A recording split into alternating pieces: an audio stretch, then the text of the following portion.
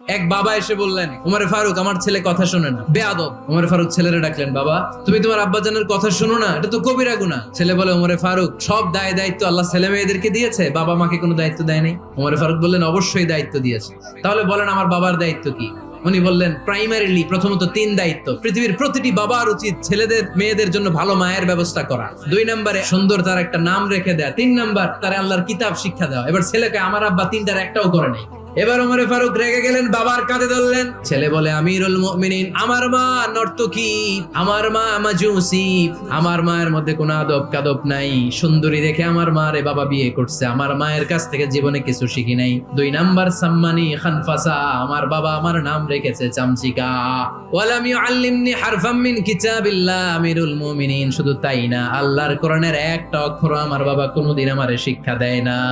ওমর ফারুক রেগে গেলেন, এবার বাপের কান্দে দইরা মারতে শুরু করলেন। তুই ফুলার নামে